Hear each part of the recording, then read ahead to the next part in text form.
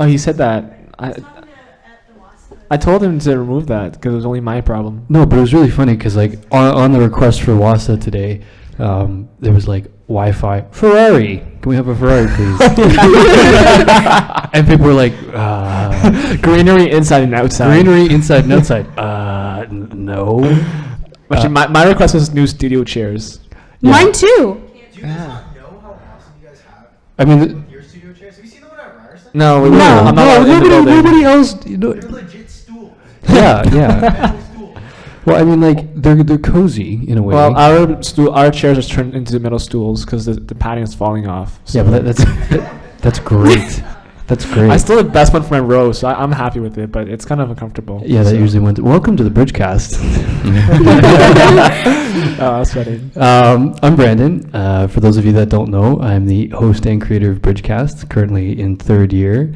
And today with me are my other hosts. I'm Chris. I'm from 1A. I'm Ting. I'm from 1A as well. I'm Shima, and I'm also in 1A. It sounds like a PTA meeting. Hi, my name is Carol. I like to knit and weave. It's like an AA meeting. Hi, I'm Chris. No. Too much. But anyway, so what this is this has become a platform for us to kind of talk about topics that people find interesting and relevant to people our age. And what BRIDGECast is trying to do is trying to create a platform for people to talk about these things, both with like audience members that we have here, and hopefully that we can actually involve the community some way in this. And the topics that could be political, that could be socioeconomic, or they could be just pop culture, or they could be related to the school and other things like that. So that's kind of what the mantra mission statement of BRIDGECast is. At least that's my vision of it. And I love the fact that we have like a whole team of people and we can have different hosts in and out every week and kind of like refresh people, and we got different topics and different perspectives, and hopefully we build this up to where like we can include audience members. Like I already said that before. Okay, I'm repeating myself. Anyway, so today we're talking about I'm going to be talking about Tesla releasing their latest electric vehicle for families and whatnot, and also I'm going to connect that to the whole post-gasoline future that everyone sees. That's also becoming part of a lot of platforms in terms of a political statement. And Chris, you were going to talk about the refugee crisis happening in Europe right now. Right, and Tin, you were going to talk about the assisted suicide and the Canadian government, like the parties where they stand for this coming issue. Sure. And Shima, what were I'm you going to talk about cable versus streaming. Awesome. Yeah. See, I like the diversity of topics here. It's not super serious, and it might be a little bit light and fluffy. So I want to ask everybody, do you want to start off on a serious note, or do we want to end on a serious note? Let's go start off with a serious note. Let's start off with a serious note, and then we'll like lighten it up. Maybe. Yeah. Okay, so how serious do we want to start? Tin, you want to start us off? Okay, so basically, so tell us what you first, like, kind of inform everybody what it really is that we're defining, and then we can kind of talk about how it applies to other people and what we think about it. Okay, so Just basically, also, guys, you have to talk into the microphones. If you turn your head away, you can't hear what we're. Yeah. So this February, the Supreme Court said that the assisted suicide for like in Canada is actually legal, and it will become effective next year in February.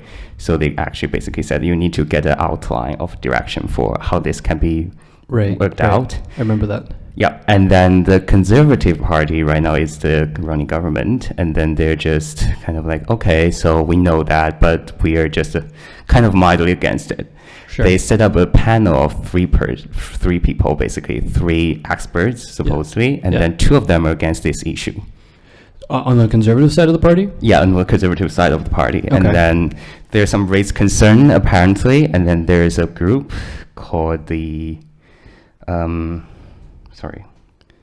Dying with Dignity Canada said that not only did they create a panel comprised of 2 or 3 people that actively oppose assisted dying, they then released the consultation process with questions designed to manufacture fear, unquote. Right. And then there is the Liberal Party, Trudeau, basically it's kind of like, okay, I'm aware of this issue, and then we probably will discuss it later after the election. And then he's kind of ambiguous. Right. And then there is the other party. that I'm gonna stop right there. Can we like maybe take a step back from it a little bit, and can Yep. you maybe define it for those people that don't really know what passed in February? Because I know what passed in February, Uh-huh. but other people listening to this may not really have a clue. So Like- like what doctor-assisted suicide entails, what it means, Okay. what it's all about, basically. Okay, by the end of life law and policy in Canada, basically, the Dalhousie University organization defines assisted suicide means the act of intentionally killing oneself with the assistance of another who provides the knowledge, means, or both. Okay, so this is essentially a situation where you're terminally ill with something like, you know, you're cancerous, or you have some sort of other disease or ailment that is non-curable, and you can either decide to, you know, end your life while you're still in a reasonably peaceful condition or peaceful state, versus suffering for the next 6 to 8 months in whatever condition you're in. And so that's kind of what we're talking about roughly here? Yeah. Okay.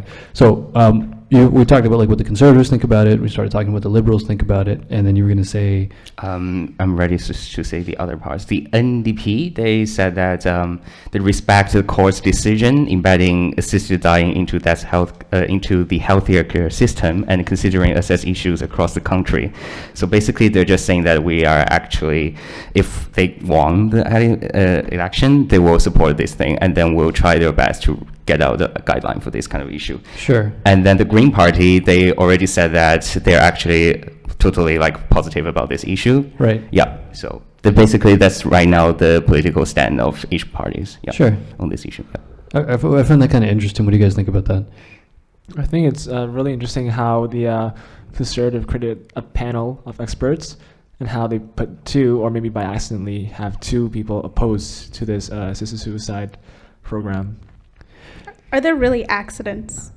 I in don't feel like politics they're actually this, though? accidents. You never know, right? No. Like, could be one of their. Accidents. I mean, like, it's a little hard to claim that there's an accident when we're this close to a federal election. I mean, that's one Yeah. reason why today's topics, I think, are going to be a little bit more party focused, because for those that don't know, we have a federal election that's coming up soon, and we're going to be voting in who might be the next prime minister. So topics like these and what people have their stance on it is actually kind of relevant outside of just the topic itself. Like when Tim brought the idea of talking about doctor-assisted suicide to me, I thought, oh, it's interesting, but it'd be even more interesting if we contextualize it in terms of like what party people think, because that's going to ultimately determine how people will vote, you know, either for or against. Mm-hmm. Yeah. Yeah. I mean, it's a very, I can see why it's a very controversial topic. Like, you know, people thinking you can't take someone's life too early, you know, the sanctity of life and everything. But at the same time, too, when you see somebody who's suffering in complete pain, you almost, there's some empathy towards, you know, saying that maybe we should just end their pain sooner. I mean, I'm not trying to make this comparison sound kind of negative, and not even negative. Like when your dog is sick, you know, a lot of people will put their dogs down because, you know, the dog is going to be ill for the next 6 months, and he's not really going to, you know, have that sort of happiness of life to him. So you Yeah. take him to the vet or other places, and they gently kind of put them down and sort of put them out of their misery in a way. And I find it interesting that we do that for our pets, but, you know, when it comes to, you know, family members or whatever, that's not something that. I actually think that's the reason why people are a bit afraid or against this assisted suicide, because they see as, well, we are different than dogs, right, than our pets. Sure. And so that's why I think they don't like the fact that, you know, we euthanize our pets, and Mhm. how we're doing in a similar situation, we're doing that to, you know, people who are sick or Mhm. have terminal illnesses. Mhm. So I think they see like an association between these two like events. Yeah. Yeah. I mean, like, that's why I was sort of careful to not say, like, people are dogs, but. Yeah. Yeah. But- yeah. But it's Yeah. like, I was thinking about it, that we always say that people have the right to live. Yeah. But in reverse, do we actually have the right to die? Because, I mean, in some sense, like, people are like those people that are very seriously ill and stay in the hospital. Mhm. It's always their family who made their decision.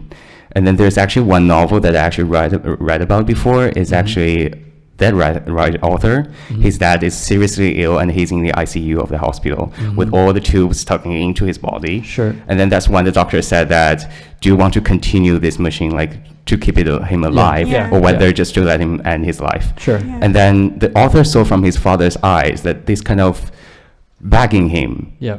to just end this. Yeah. And then he's in this kind of like a perplexed feeling, because I mean, if he chooses to let his father die, people will accuse him. But course. that's what his dad wants. Of course. And then after that, he actually decided to let his father die, and then he saw his father like that very, very peacefully, and then just kind of powerful, because you think about it, like, we really, really have to have our own right for what we should do with our own life, right? So this is kind of like the thing, but we are so used to it, feeling like, this is inhuman, and this is kind of like, I mean, inhumanism, like, Sure. I don't try to make it negative, but it's just, we have to kind of have this kind of our own, like, the power is on our own hands, kind No, of I this agree. thing. Yeah. Yeah, but like it's funny how you bring that up, because in a lot of those cases, they don't necessarily have any bodily function at all. Yeah. Yeah. It's just that they're conscious and maybe they can move their eyes. Or I mean, maybe a even finger. their conscious is actually not there anymore. They're just like a physical mechanism that is still actually running, Sure. operating. Yeah, it's almost like they're in a vegetative state. Yeah. Well, exactly. I mean, like when people are in comas and other things, it's almost the same thing. Like, were it not for the machines keeping them alive, they would actually, pass away on their own. Yeah. But yeah. There's a story I read where this, I think it was a 17-year-old boy, he got into a coma, and then his parents wanted to pull the plug on him, right? Because Sure. they didn't want him to, like, suffer or like be comatose for like however long because they don't know how long he was gonna be in a coma. Right.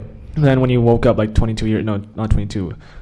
years later, he remembered his parents, wanting to give him up. I actually vaguely think I remember hearing about this a little bit. Yeah. I forgot where I heard it, but it was a while back I heard the story. But then, sometimes the person who is not conscious or, fully aware of the situation, and although we do have the right to end our lives, like like how we have the right for our own lives, it's hard because sometimes they can't actually, say, I want to die or I want to continue living, right? Yeah. And so that's a decision the family members need to make on behalf of that person. Yeah. I can't imagine that would be a very good place to be in, because, on one hand, you want this family member of yours to be around forever. Yeah. But at the other hand, you see them kind of suffering, and it's like, which do you pick? Yeah. I mean, I can understand, like, not that I can understand, but I can see the conservative political perspective on that, because, generally the conservatives are more conservative in terms of ideology. So the idea of, like, the family and the family unit and kind of the sanctity of your life is something that's valuable to the party. But at the same time, too, I think there should also be a bit of a middle ground, some sort of understanding with that. Yeah. Yeah, that's definitely. exactly why they kind of like need to decide, like define what exactly should this be operated. Yeah, I And actually what's wanted to the ask you about boundary that. of this. I wanted to yeah. ask you if that was defined in the mandate that was put out in February. It just said, actually there's kind of like an argument about this kind of thing, because, let me see the link, sorry. Yeah, because I mean, like, it's one thing to say, like, okay, we're gonna slowly reintroduce the right to take your own life in Canada, but then it's another thing to define what that means and under what circumstance you can do that in, Yeah. or in I'm sure this is a case or has been a case before, but there are times when the family member wants maybe to pull the plug on whoever it is, but maybe there's the chance that they could actually recover, and the person who's in that vegetative state doesn't necessarily want to be let go of at that point. So I think that the writing and the legislation in terms of how this gets put forward should reflect that as well too. Yeah, because it's like at the Supreme Court, they're defined as like people who have grievous or irremediable medical condition can actually perform this kind of action. And then there's actually a disabled people who actually condemn this kind of ruling, because they said that it literally just means that all person with a serious disability in Canada can access assisted suicide. I mean, this is kind of like a controversial part of it. No, absolutely. And then this is kind of like a tricky part, so that's why like conservative is kind of against it, and then liberal is just ambiguous and not sure about this thing, because it's just, I mean, this kind of gray area is too large and to define it. Yeah, and I mean, it's certainly something that's not in anybody's comfort zone. Like, you're talking about ending the life of somebody. That's not something you really want to come out and stand in the light in the wrong way, because that can really paint you very badly in terms of how you position yourself on that. Yep. Yeah, definitely. I remember reading a story about a man in the UK last year who was basically completely paralyzed, and he went in front of their court asking, like, basically begging for them to allow him to take his own life, and they wouldn't let him. Yeah. And then he ended up starving himself to death because it was the only way he could do it, because he didn't have very much mobility. Yeah, no, and I think I heard that story as well too. And I don't know, it's kind of funny because like I don't know if you know any more information about this, Ting, because you were... Actually, I do know, like, there's actually one perspective from the people who are actually performing this kind of action. Yeah. It's a podcast. If you guys go to have Apple device, you can learn that, hear about that. It's basically, there's a group in America called Final Exit, provides this kind of like service for people who are actually willing to end their own life. Sure. And then this old lady is in an interview basically very, very detailed, talking about what this kind of thing is happening, how they're actually operated, and then what does she feel for those people who are actually dying, and then what are their families feeling. Right. Yeah, this actually is a really in detail kind of thing. And then, I mean, first time I heard about this thing, I'm actually kind of disturbed because I never heard about that kind of issue, but I think about it, I feel like it's actually more rational.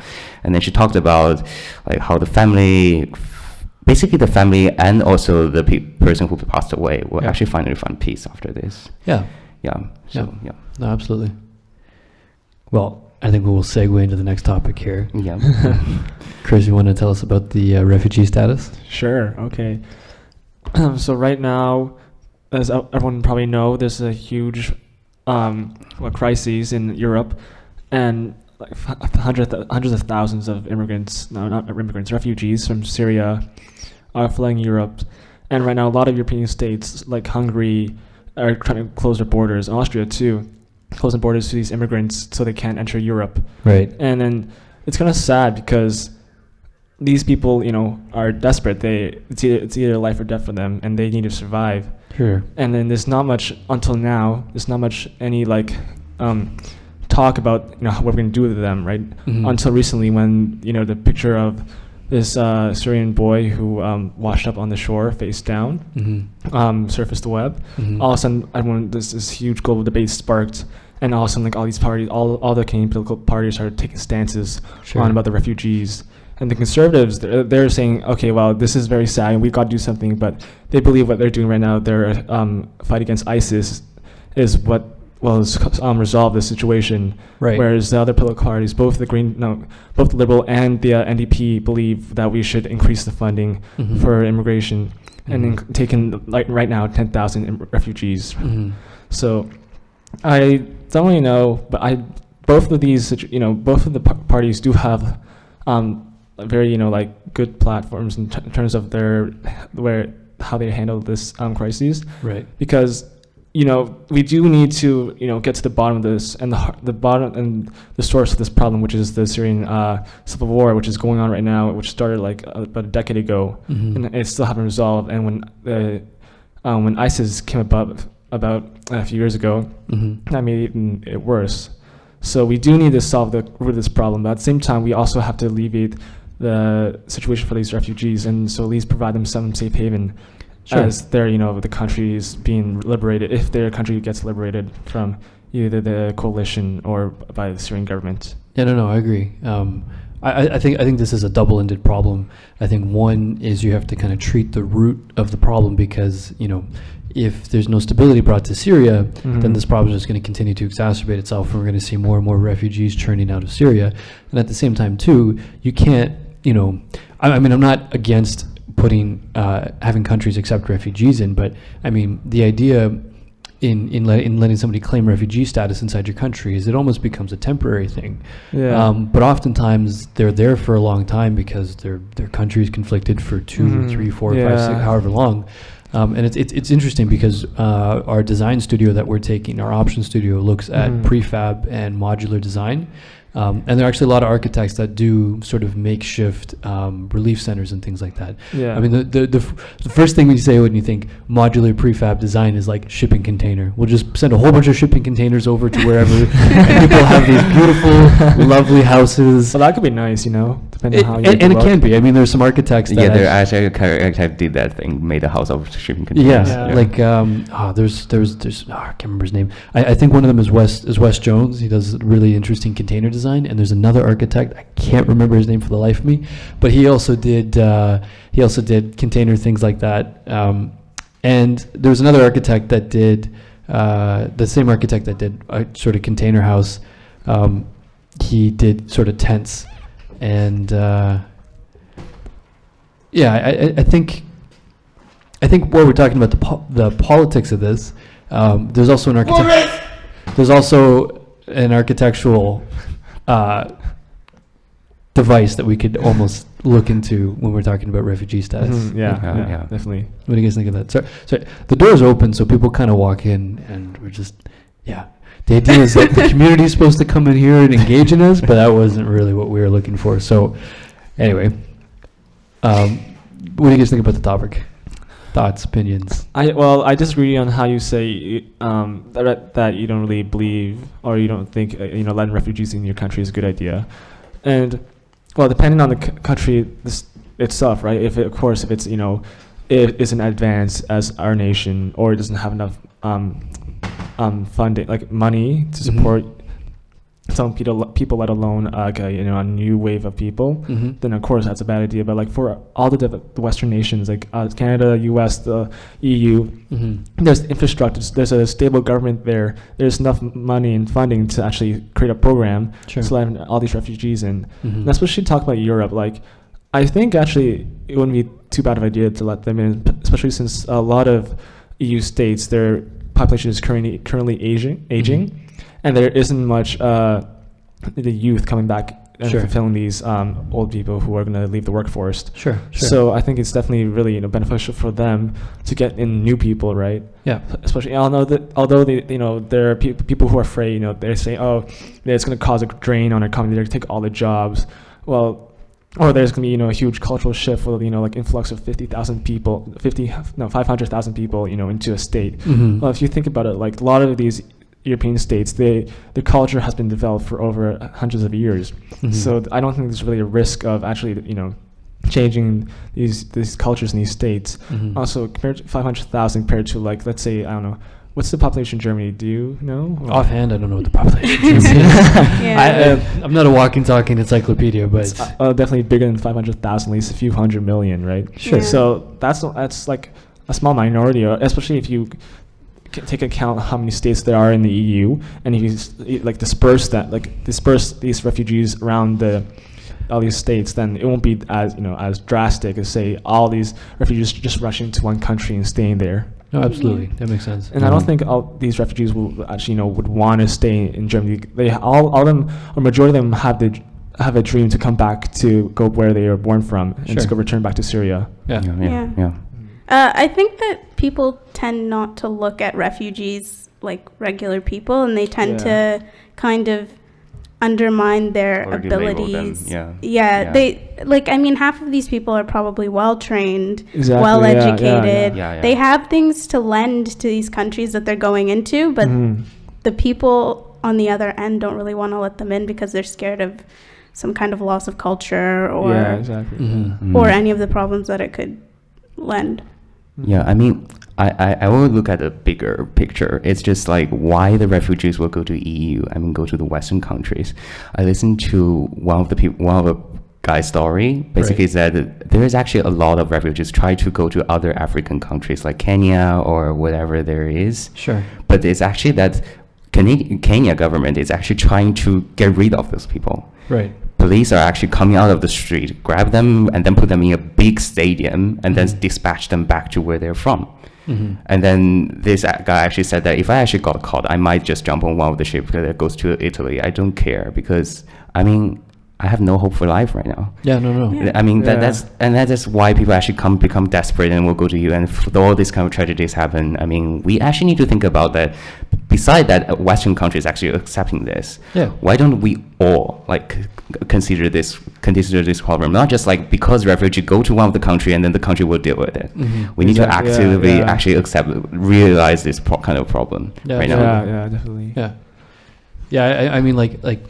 Again, this isn't one. I don't think this is one country that could solve that, because you asked me, Chris, earlier, like, well, how big is the population of Germany? And I'm like, well, I don't know. But when we think about it in this sense, I not that I can sympathize, but we'll play devil's advocate here for a second. Let's say that Toronto, with a population of about 1.2, 1.5 million, somewhere in that ballpark. Let's say we take in 500,000 refugees. Now, obviously, it's not ever going to be that concentrated on one specific city like that. But I mean, that's already quite a lot of people that very quickly, all of a sudden, the culture of it's now 25% immigrants from one country and the rest of the population. So I think the rest of the population could actually feel sort of like, come on in, guys, that the rest of the population could almost feel that it's unfair to them that they're losing that. So I can see the other side of the story when people say that, but coming back to the solution of this isn't just one country's problem. This isn't just like one nation's problem that they have to fix on their own. If we divide this among several countries, that 500,000 all of a sudden now becomes like 50,000 to 20 different countries. Yes. That being said, a place like Canada, we've definitely got the land. Oh yeah, for sure. Like we definitely have room for them. It's not like we're in any kind of drastic situation where we don't have any money whatsoever. Right. Like we've got the room. We've got enough resources, I think, to take in quite a significant amount of people. Yeah. But the Canadian government doesn't seem to want them. I mean, actually, ironically, if it's not that picture of that boy actually showed up, like, I think Harper won't actually respond to this kind of issue, Yeah. It's actually kind of media actually push this thing forward. Otherwise, people would just ignore it, pretend that this kind of thing didn't happen. Well, unfortunately, that's what happens with a lot of crises. Is that you see, there's mass murder and genocide in other countries, but like here on the western side of the world, like you'll never hear about it until there's that one image that just captures everybody. Yeah. That's exactly what I'm trying to say. I mean, it was all over my Facebook newsfeed for the last year at least. Right. Like it's been everywhere. A lot of family friends have been really involved in trying to bring families over from Syria. Yeah, absolutely. And I mean, there was definitely that photo of the boy who had drowned. And then also next to that, I saw a lot of posts about how Steve Jobs is the child of a Syrian migrant, and one of these kids could have his potential, and Right. Actually, I think the media actually did push Harper to talk about this issue because he made a statement when the picture of that drowned senior boy came up washed ashore. Yeah. He made a statement. It was a really personal statement how government is trying the best. Yeah, they're trying to cover themselves up. But he just talked about how when he saw the picture of that boy, it reminded him of his son when he was 5 years old as well. Mm-hmm. So he did. I think the media does also help, the government to actually make a stance on the issue. Mm-hmm. But really, the government is more just like, at this point, like, just brush it off on the side and just try to, like, ignore it and just figure out something and just, like, try to find a way to cover it up or, like, brush off the issue. Yeah, but it's kind of like, because the media, they only have, like, limited resource and access. They only can focus on probably like few individuals, and there's like a lot of people actually facing those same issues. They have a lot of sufferings, and they just didn't have the chance to actually be reported. And this kind of thing that I feel like really, sometimes make me feel bad about it. Yeah. The media in general doesn't like to be very sympathetic towards the Middle East. No, if you look at it, it's like, oh, look, today, 50 civilians killed by U.S. airstrike, or terrorist plot foiled by Arab boy in some Western nation. Like, did you hear about the story where about the clock? Yeah, the clock. Yeah, I did hear that story. Oh yeah. That was a really interesting story. Yeah, it's like just because he's from the Middle East, they assumed, oh look, he made something. It must be a bomb. Let's go call For the those police. who don't know, there was a little 9th grade black boy from Sudan who decided that he wanted to make a clock for his engineering course or something like that. Yeah, he wanted to. He came out of like a robotics program or something in middle school and didn't find anything in high school, so he kind of was left to his own devices. Made a clock and went to take it to school to show his engineering teacher, and then they called the police, saying that he brought in some kind of fake bomb. Yeah. Actually, the U.S. is really bomb sensitive right now. Yeah, they're just so. This was, I think it was this year on April. Yeah, it was this year on April Fool's. Some kid in the high school decided it was a great idea to put her alarm clock in a locker and make it set off on April Fool's to scare everyone, right? And she got a bunch of people to do this. Problem is that her clock actually is an analog clock, so it goes tick, tick, tick, tick. Mm-hmm. So when someone heard it and thought it was a bomb, and all of a sudden the whole school got shut down. The U.S. police came in. The army came in. Like that's not funny. No, it's not. When people do that, like I think to myself, do you really think that's funny? Like, imagine that actually was a bomb. Like, it's not a joke at this point. Yeah, but I think it was just a huge overreaction reaction? Like, when was there?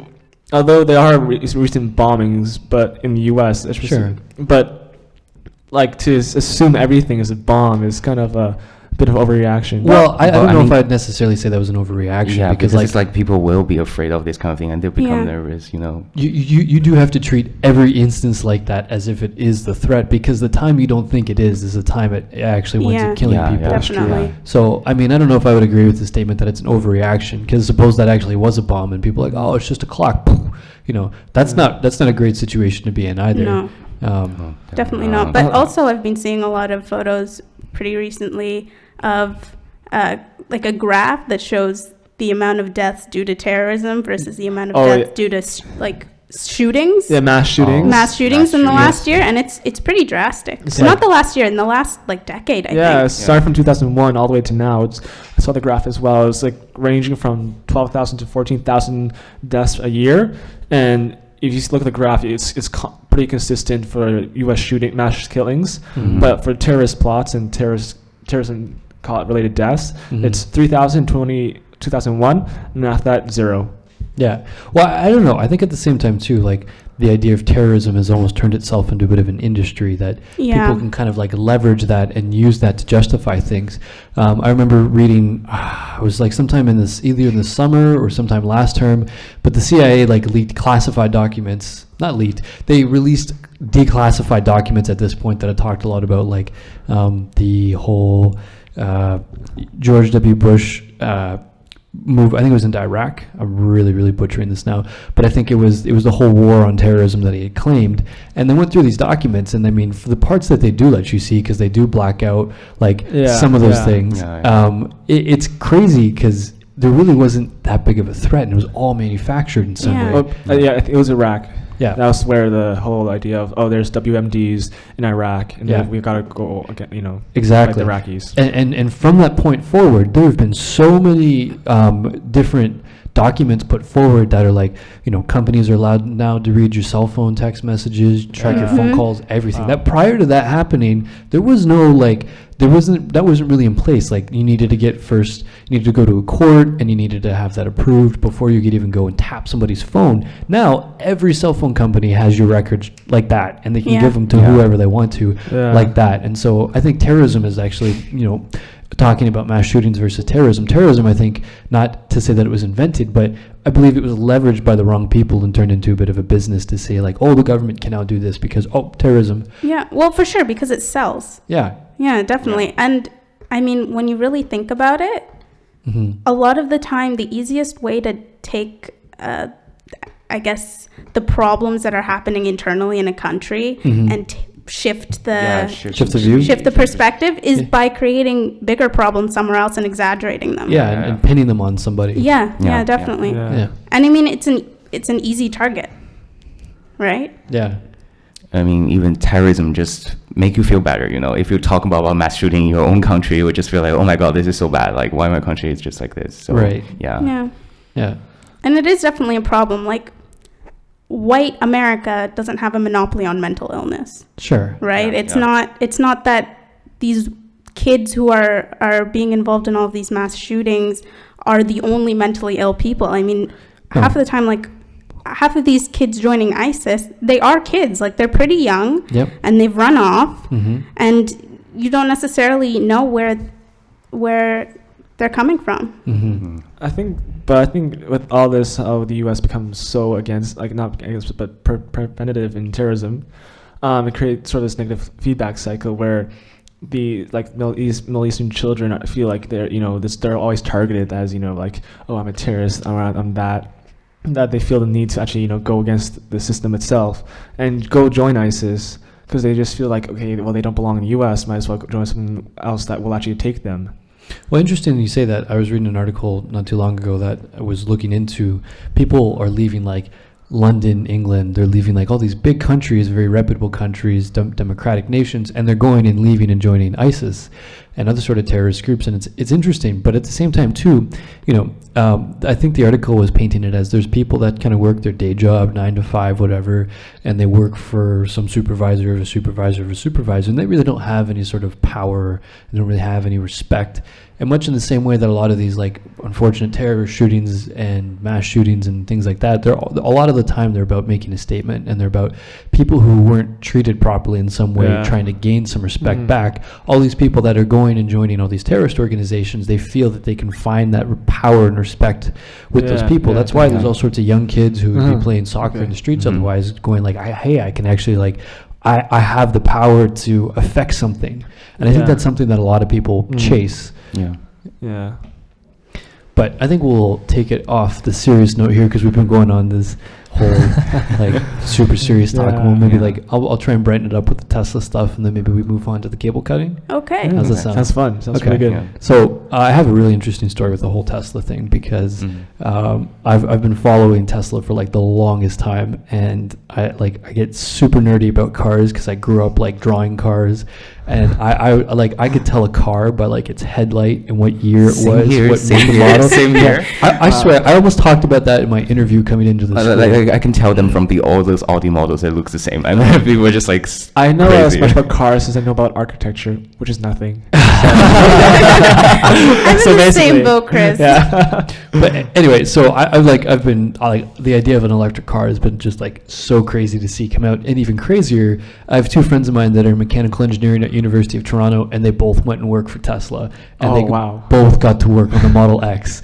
And so like I was on my Facebook feed the other day, and just pictures of them on the showroom floor standing next to the car, like, yeah, I worked on that. I was like, oh my god, like I was just burning inside. I was like, I wanted to be there.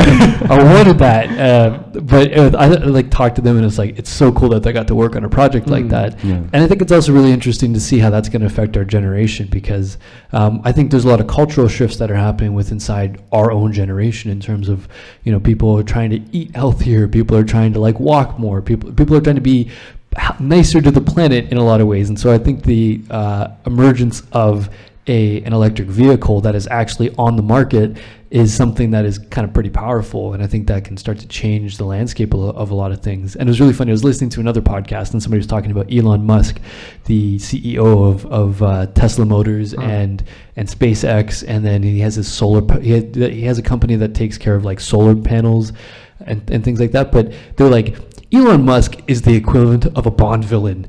He owns all these multi-million-dollar companies that do all sorts of amazing things, and they have their fingers in everything.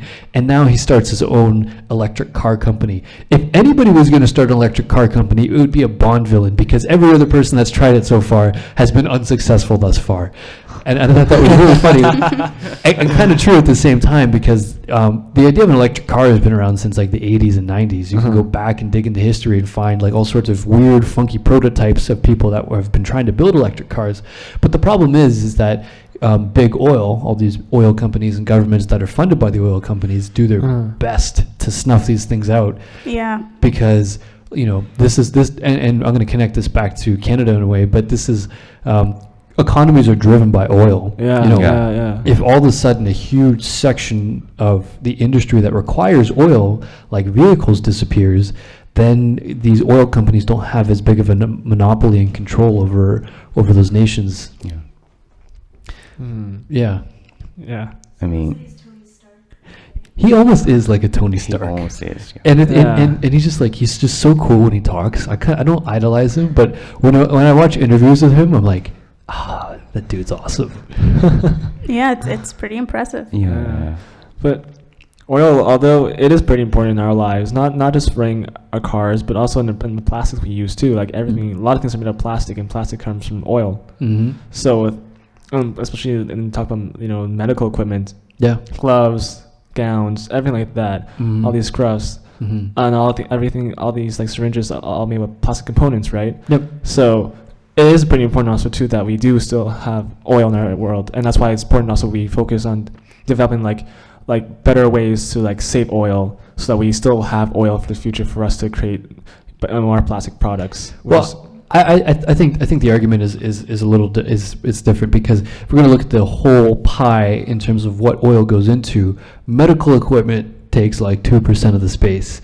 Versus like plastic bottles. There are so many plastic bottles that are like everywhere, and that's one consumeristic thing that actually winds up not being recycled. And the whole idea of recycling is a great idea, but really there's a lot of energy that needs to go into melting down these things to then remake them, that the energy that goes into recycling them is almost just as bad as if you were to make another bottle. So, but anyway, so I'll bring this back to where I was going to take it. So the latest Model X car that's been released is the new sort of family sedan version. And it's got these like cool doors that like open up. They're like gull-wing doors. The huge like panoramic drivers. Whole panoramic. I saw a video. It's just like, it's so nice. And so it's interesting now because this is like one of the first family-friendly electric vehicles out there that has the performance value, because I mean Nissan's released the Nissan Leaf and all these other, like Chevy tried the Chevy Volt, which wasn't a great success, and all these other companies are trying to launch these cars, but they're not all that successful, because in order to be a successful vehicle, you can't have to recharge it in an hour. That's like an electric Vespa, you know. You're not really like, you're gonna go to the grocery store and have to plug it in when you get to the grocery store. I don't think so. No. But you know, now that Model X can actually go like between 300 to 500 kilometers on a single charge, that's like about average for, you know, what somebody would pay for gas. Not only that, it can go as fast as like a really high-end sports model. It can go 0 to 100 in 3.9 seconds, I think, because it's got like a crazy, stupid, fast button. Really quick. Actually, that option is like I saw. It's in like removable. You can either have that option built in or not. Yeah. But anyway, so now there's like this really successful family sedan that's on the market that is an electric vehicle, and I've noticed that when the latest Tesla launched out the Model S, that was sort of like the luxury sedan for people, that I see them all over the place now. And the fact that they're still around after like hard Canadian winters, because I was when the Model S came out, I was like, Canadian winters, what's that going to do with the vehicle? And now that I see that they actually weathered it pretty decently, it's like, oh, well now, like, you know, they've kind of cut their teeth and they've made their mark and proven that that they can be safe. Wouldn't the cold actually be better for electric cars, since electricity flows better when it's cold? It's more like cables. Well, I mean, I'm not really too sure on the science of all that, but I do think colder temperatures allows electricity to flow better because there's less resistance in the wire. That's why when you touch something, it's hot when there's electricity flowing through it. But that's besides the point of science lesson.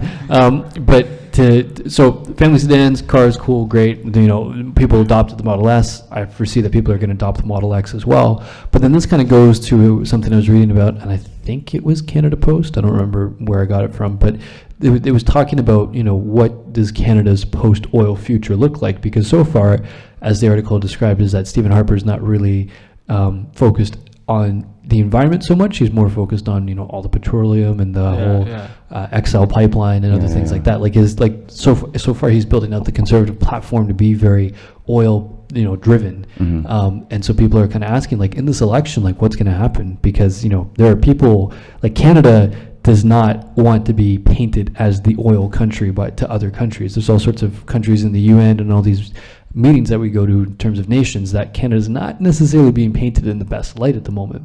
So I'm kind of trying to connect the two to say that electric cars are on the way. I really hope that they wind up becoming heavily adopted, because that could also start to then change our dependency on oil. But I mean, I've actually been to civil engineering for a year before I went to architecture, right? So I can actually provide some insight into this thing. So he's very intelligent, is what he's saying.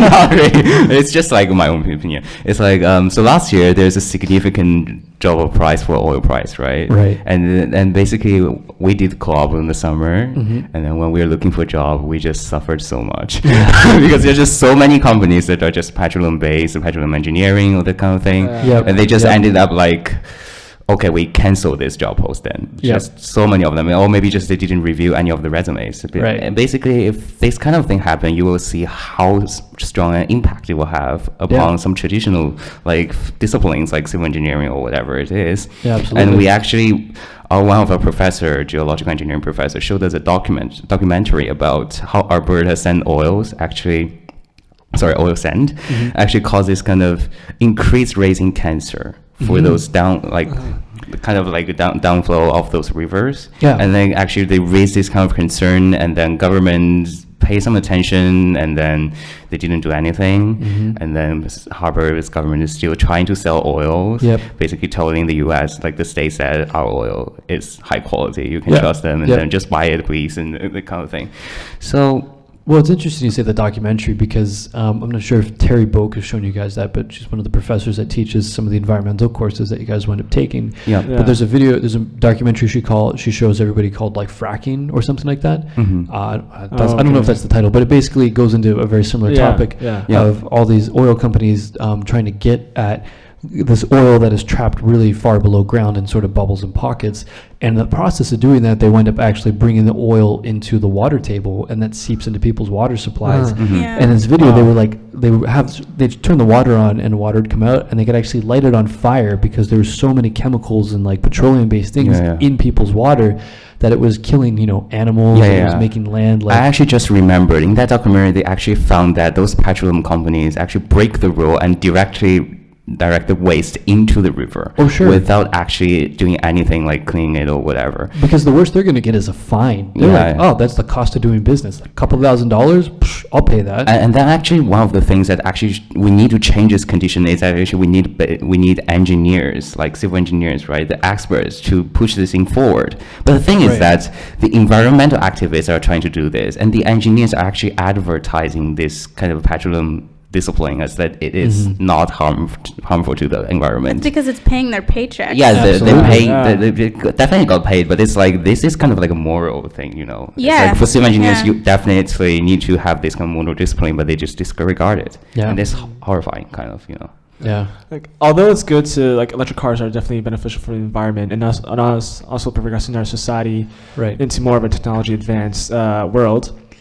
One issue is that our country is so heavily involved in primary resources. We like lumber, mining, oil, drilling.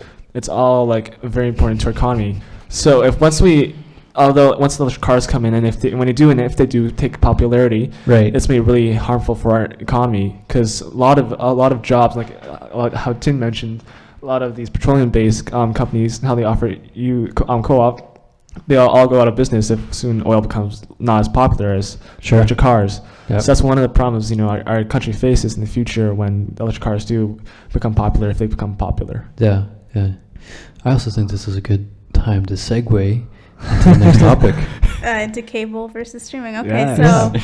so I've found over the last little while that I have more and more started streaming my TV online rather than actually watching it on TV.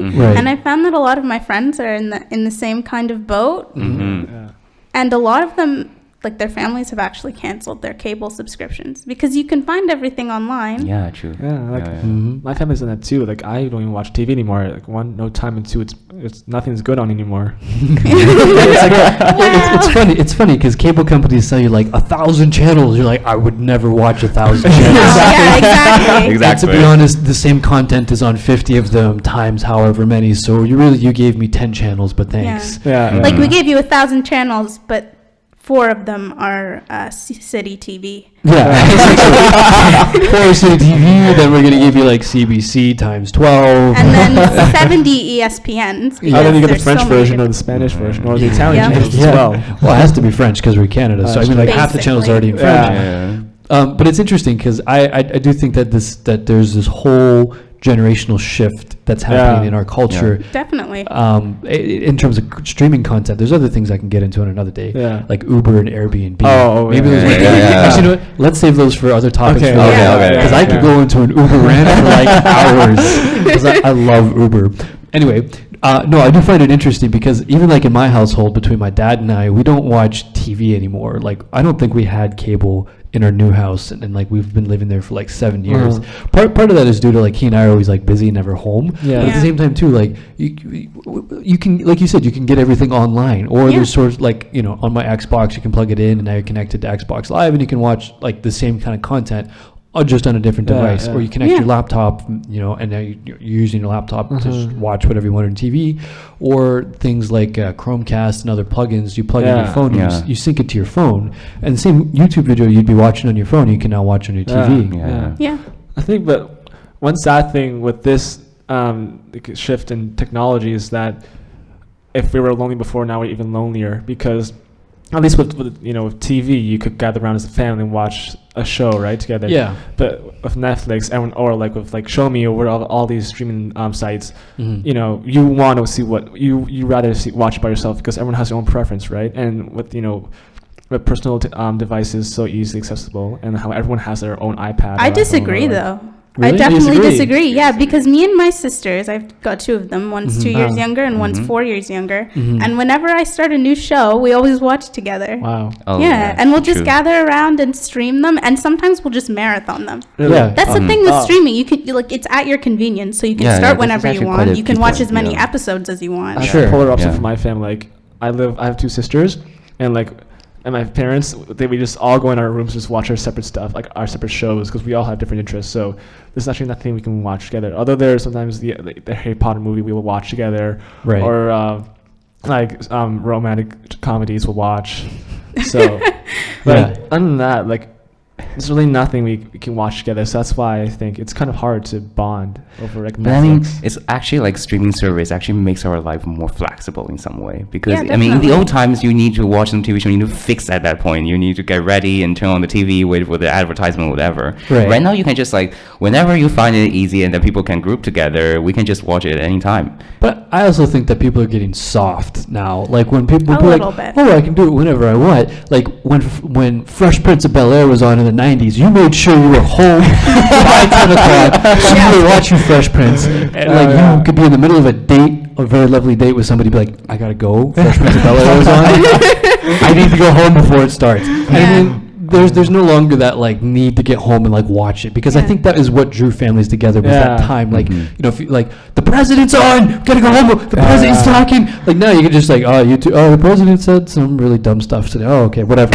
There's no longer that I think it was that specific timing that really brought people together. Yeah. And now like you're saying in your family, I'm gonna watch Pawn Shop, and then I'm gonna watch House of Cards, and I'm gonna watch something else. Okay, well, nobody wants to watch the same thing, so why don't you all go into your separate corners and do your own thing? Yeah. I don't know, did you guys watch Looney Tunes when you were younger? I love Looney Tunes. Every night at 8 p.m., me and my sisters would just go and crowd the TV and just watch it for 10 minutes, for an hour or two, and as long as as long as it would run. Yeah. And it was the best time. We would just laugh together. But now, we don't do that anymore. So it's kind of no. It's a change. Not, I guess also it is due to us growing apart.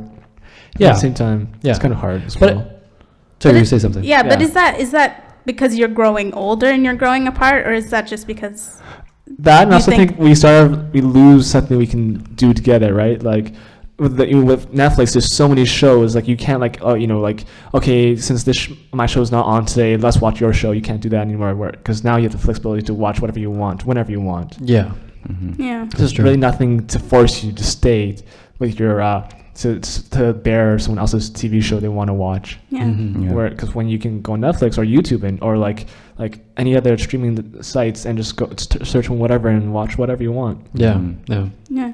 And things are definitely moving into the streaming kind of world versus right off of television. I was watching The Legend of Korra for a while, and then they we got some fans in the audience, but I was watching that for a while. Sorry, and I heard Legend of Dora. You said Korra. Korra. Okay. Korra. Okay. An extension to the Avatar series for those that don't know. Yeah, no, it's very good. So I was watching that, and it was airing on TV for quite a while. Yeah. But then they pulled it off the air and just had it streaming online, because a lot of the fan base wasn't actually watching it on TV. Instead, they were streaming it on the Nickelodeon website. So they just took it straight off the air and put it there. Yeah. Same thing with the Mindy Project. I think I heard about that. Yeah. So this year, they've taken it off of the American network that it was running on, and they put it on Hulu because people weren't really watching it. You can still watch it on City TV here in Canada. You can watch everything on City TV. Basically. Yeah. Actually, the streaming it's been around for a while, because I remember if you go on HBO website, so let's say in 2006, they would have their shows online. Problem is, I guess it wasn't as popular here because, one, you had to be in the US to watch these videos. Yeah. So not until Netflix came in a few years ago was when actually streaming became popular in Canada. Yeah. I mean, I might be like a little bit off topic, but don't you guys think that this kind of a streaming service thing is actually expanding to all of the corner of this kind of thing, like radio, absolutely, yeah, television, and even like recently, Architectural Journal, they actually said that we're gonna not stop printing, and then for the next 18 months, they're just putting this digitally, you know.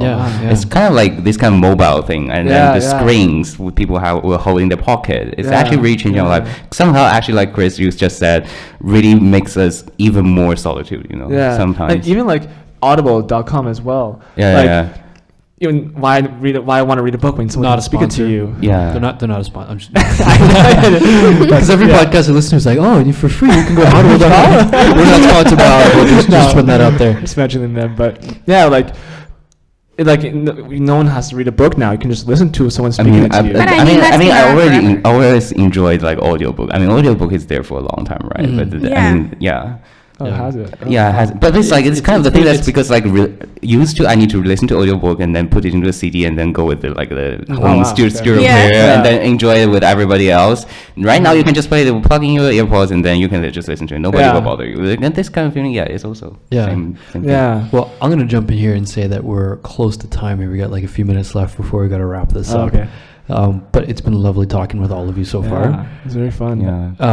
And for those of you that are listening, we do this every Tuesday in the Bridge space. Andrew, what's the address to the space? 3537 Main Street. 3537 Main Street.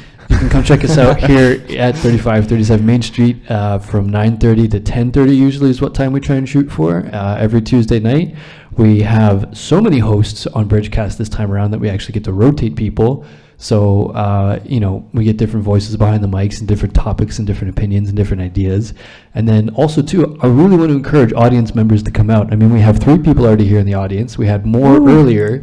And it's nice to see the space kind of filled up and used because that's what the community kind of wants us to do with the space. And that's what Bridge is about. Bridge is about kind of diversifying and intensifying culture just outside of the school, because we could have easily just shot this inside like the loft or something in the school, but it wouldn't have the same impact. And so far there's tons of people on the streets that have walked by. Not tons, there've been a handful of people on the streets.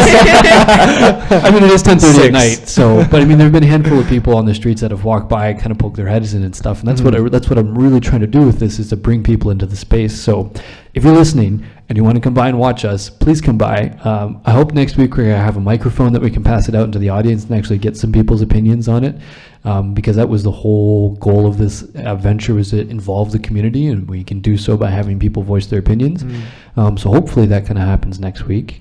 And in terms of where you can find our stuff, you can go to the main Bridge page, which is, I think it's waterlooarchitecture.com/bridge. And that's kind of our student-run Bridge page, where you find all sorts of content like theses defenses, and the podcast and a few other things go up there.